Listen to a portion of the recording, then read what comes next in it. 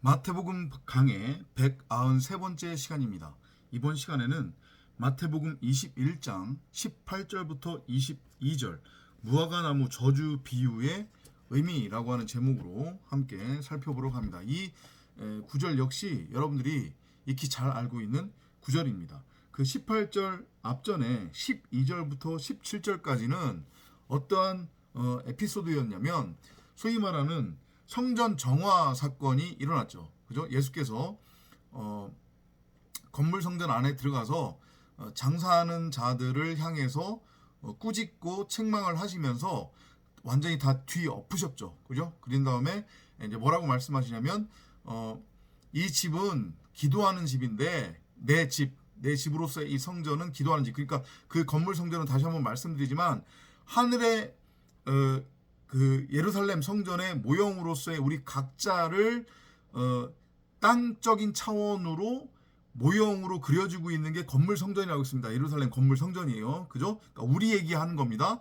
우리가 이제까지 선악나무와 달라붙어서 내 밖에 있는 있지도 않은 선악나무를 하나님이라고 우상으로 섬기며 내 보기에 옳은 대로 내 멋대로 내 소견대로 선과 악을 규정해서 그걸 행위로 열심히 행하고 음해가고 있었잖아요. 근데 땅의 소산을 경작하면서 땅적인 존재로 살아가고 있었죠. 그게 바로 성전을 더럽히는 강도 절도로서의 우리의 겉사람으로서의 삶이고 우리의 죄였단 말이죠. 하나님 앞에.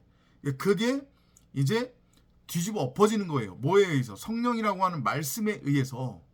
그래서 나라고 하는 존재가 그 예수로서 예수와 함께 십자가에 못 박혀 죽는 거예요. 그러면 그게 뭐가 되는 거냐면 성전 정화가 이루어지는 거란 말이에요. 내 밖에 있었던 가짜 성전이 무너지고 비로소 내 안에 진짜 성전이 밝히 드러나는 그 장면의 에피소드로 21장 12절부터 17절을 이해를 하면 된다고 했습니다. 그렇게 이제 성전 정화 사건이 벌어지면서 예수가 제자들과 함께 그 17절 맨 마지막 장을 보면 베다니에서 밤을 지새요. 그러니까 그거잖아요. 딱 저녁이 되고 아침이 되니. 그죠? 그래서 그 저녁이 되고 그 다음날 18절로 넘어가면서 이제 아침이 오는 거예요. 그러니까 나라고 하는 옛사람 겉사람 육신의 생각이 예수로서 예수와 함께 못 박혀 죽는 그러한 성전 정화 사건이 일어난 후에 나는 이제 새로운 피조물로 창조가 되는 그 모형으로 보시면 돼요. 그래서 18절로 넘어와요. 그래서 18절은 아침이 되는 거예요. 보면 When Jesus got up the next morning, he was hungry. 예수께서 아침에 일어나셨어요. 일어났는데 배가 고프셨죠. 그래서 he started out for the city. 이제 시내로 향해서 성으로 향해서 들어가시는 겁니다. 그죠? 성을 향해서 들어가시는데 그 성으로 향하는 길에 and along the way he saw a fig tree. fig tree 하면 이게 뭐냐면 무화과 나뭇잎이에요. 그러니까 성경에서 나무가 등장하면 항상 이 성경에 등장하는 나무는 여러분들이 뭐하고 연결시켜서 이해하시면 되냐면 동상 가운데에 있는 생명나무 그리고 선악나무 이렇게 연결해서 이해를 하시면 됩니다. 동상 가운데에는 분명히 나무가 한 그루만 있다고 했습니다. 있었다고 했어요. 그죠? 그래서 그걸 우리가 창세기 강의를 할 때 원어 성경을 보면서 어떻게 우리가 이해를 했냐면 여호와께서 첫째 아담아에게 뭐라고 말씀하셨습니까?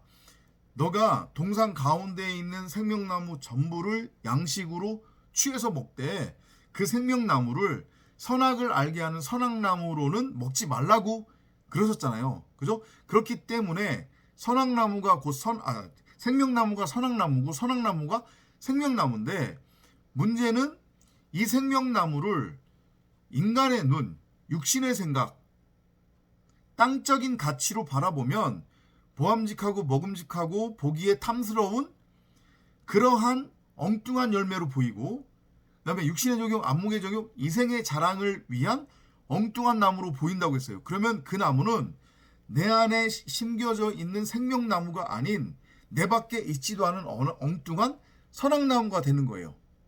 그게 우상이라고 그랬습니다. 그죠? 근데 지금 하필이면 어떤 지금 나무가 성으로 향하는 길에 있었냐면 피그트리는 뭐냐면 이게 무화과 나무입니다. 무화과 나무는 뭐였어요? 아담과 하와가 최초로 그 잎을 따서 자기네들이 스스로 옷을 짜 해 입은 그 나무의 잎, 그 무화과 나무예요. 이해되시죠? 그러니까 이거는 한마디로 얘기하면 선악의 율법나무를 의미하는 거예요. 이 선악의 율법나무는 존재하지 않는 거란 말이에요. 실상은. 우리 눈에 보인다고 이게 전부고 진짜가 아니라고 했습니다. 이건 다 모형이라고 했고 그림자라고 했어요.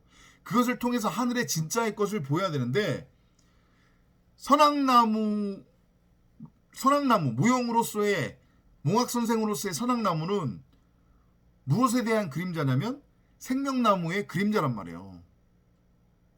이해되죠? 그러니까 지금 무화과 나무가 갑자기 생뚱맞게 성으로 들어가는 길에 등장한 것은 이게 메시지란 말이죠. 지금 저녁이 되고 아침이 돼서 새로운 성전으로 세워져야 되는 거예요. 예수로서는 죽었어요. 예수와 함께. 나라고 하는 겉사람으로서의 예수가 죽었단 말이죠. 그러니까 더 이상 율법이라고 하는 선악나무를 양식으로 취하면 안 되는 거예요. 복음이 뭔지 안다고 하면서 하나님이 뭔지 안다고 하면서 여전히 율법 타령하고 뭐 윤리 타령하고 도덕 타령하고 그러면 안 된단 말이에요. 진리 안으로 들어가야지. 그거에 대한 메시지예요. 그래서 가서 배가 고파서 양식으로 먹을까 가서 봤더니 이게 생명나무가 아닌 선악나무네요. 그죠? 그러니까 그 선악나무는 이제 어떻게 돼야 되는 거예요? 삭제돼야 되는 거예요. 율법에 대해서는 우리가 죽었으니까 그 율법에 대해서 죽어야 된단 말이죠. 그래서 이 선악나무의 모형인 무화과 나무가 예수의 저주를 받고 말라 비틀어져 버리는 거예요. 이해되죠? 그게 하필이면 또 왜 말라버릴까요? 말라버려야 되는 거예요. 그런 메시지로 이해를 하시면 돼요. 그래서 세상 양식에 대한 배고픔은 곧 하늘 양식으로 채워지는 영원한 배부름이 되는 거란 말이죠. 세상 양식을 먹고는 영원한 목마름과 배고픔에 빠져 있었어요. 근데 그것으로부터 해방이 되는 거예요. 율법으로부터의 해방. 이젠 더 이상의 배고픔이 없단 말이죠. 수고하고 무거운 짐이 어떻게 돼야 돼요? 삭제되어 버리는 거예요. 완전한 해방이죠. 자유예요. 하늘 양식이 끊임없이 나에게 내 안으로부터 이제 공급이 되는 거예요. 왜냐? 내가 그 말씀을 담은 말씀의 집, 성전이라는 거 하는 것을 알고 깨닫게 됐기 때문에 이제 양식은 내 바깥으로부터 공급되는 게 아니라 내 안에서부터 공급이 되어지는 거예요. 왜냐? 내 자체가 내 강의 근원으로서의 생수의 근원, 생수의 강물이 흘러넘치는 부엘세바, 언약의 샘물이기 때문에. 아셨죠? 거기까지 연결해서 이해를 하시면 돼요. 그래서 저주받는 거예요. You will never again grow any fruit. 다시는 네가 열매를 맺지 못하리라. 그렇죠. 선악나무는 열매를 맺으면 안 돼요. 이제 더 이상. 저녁이 되고 아침이 됐기 때문에. 아직도 복음을 믿는다고 하면서 하나님을 믿는다고 하면서 율법 타령하면 안 된단 말이에요. 여러분들.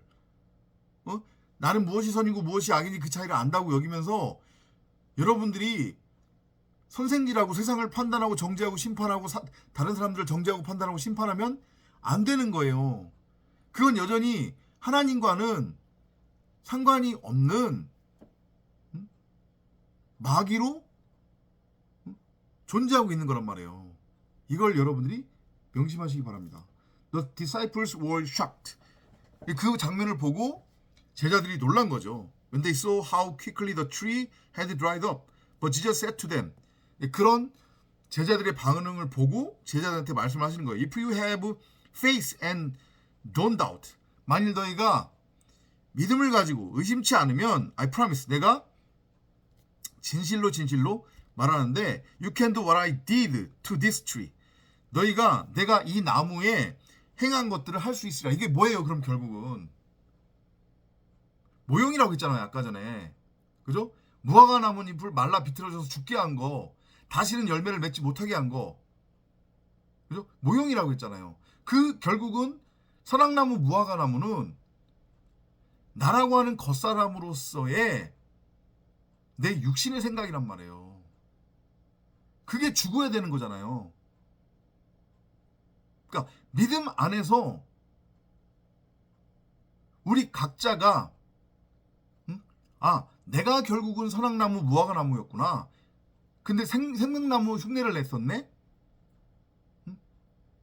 내가 바로 죽어야 하는 예수였구나. 이게 깨달아지고 믿음 안에서 복음 안에서 창세기 1장 1절을 깨달음으로 그렇게 믿게 되면 그리스도의 믿음으로 그 믿음이 내 안에서 발현이 되면 나라고 하는 육신의 생각으로서의 겉사람인 예수가 십자가에 못 박혀 다나토스로 죽고 하늘의 예루살렘 새 도성 새 하늘과 새 땅 성전으로 내가 창조가 되어질 거라고 하는 그 메시지예요 지금. And you will be able to do even more. 그리고 그 이상의 것도 할 것이다. 믿음 안에서의 것들을 말하는 거예요. 무슨 여러분들이 이제까지 알고 있었던 믿으면 하나님을 믿으면 무슨 저기 도깨비 방망이처럼 불가능한 일들을 다 해내고 진짜로 이 산을 이 산더러 저 산으로 옮겨지라고 하니까 그게 옮겨지고 죽은 사람이 살아나고 안진뱅이가 일어서고 불치병을 치료 그런 얘기하는 거 아니란 말이에요. 지금 다 진리 얘기하는 거예요. 나를 성전으로 세우는 내가 하나님의 톨레도트 그 하나님의 계보를 따르는 말씀에 의해 맺혀지고 나아지는 첫 열매로서의 그리스도 말씀 그리스도로 내가 나아질 것임에 관한 이야기예요. 아셨죠? You can tell this mount to get up and jump into the sea and it will. 이게 나오죠. 여러분들이 아시는 장면이잖아요. 그죠? 이 산더러 저리로 옮겨지라고 하면 저리로 옮겨지고 이 산더러 바다로 뛰어들으라면 옮겨질 것이다. 그 얘기 진리 얘기하는 거라고 했잖아요. 산은 여기서 율법의 산이에요. 나라고 하는 겉사람으로서의 율법의 산. 그 율법의 산이 저주의 바다에 빠져서 영원히 다나토스로 죽어야 된단 말이에요. 그래야 새 생명으로 살아날 거 아닙니까? 그 얘기하는 거예요. 그 얘기. 여기서 산은 나라고 하는 육신의 생각으로서의 예수. 그 산이 저주의 바다에 빠져서 영원히 다나토스로 죽어야 되는 거예요. 아셨죠? If you have faith, when you pray, you will be given whatever you ask for. 그리고 그 결론이 뭐냐면 그 모든 것들은 뭘로 점철된대요? 기도로 점철된대요. 그러니까 기도라고 하는 게 뭐예요? 구하고 찾고 두드리면 뭐든지 얻을 것이다 라는 그 말씀을 하시는데 여기서 기도는 골백번도 더 말씀드리지만 우리 각자 입장에서의 나의 어떤 원함, 바램, 내가 예를 들면 갖고자 하는 것들 그런 것들을 읊조려서 그거 해주세요. 그게 아니라고 했잖아요. 궁극적으로 기도는 창세기 1장 1절입니다. 하나님의 원함을 알고 깨달아서 그 하나님의 원함이 내 안에서 성취되기를 구하고 찾고 두드리는 거. 그렇게 기도로 점철이 되어진다는 거예요. 믿음이. 그리고 그러면 짐승이었던 내가 하나님의 아들 그 말씀을 담은 그러니까 무화과 나무에서 생명나무로 재창조가 된다. 요 메시지로 이 18절부터 22절을 여러분들이 이해하시면 될 것 같습니다. 다음 시간에 또 찾아뵙도록 하겠습니다. 안녕히 계십시오.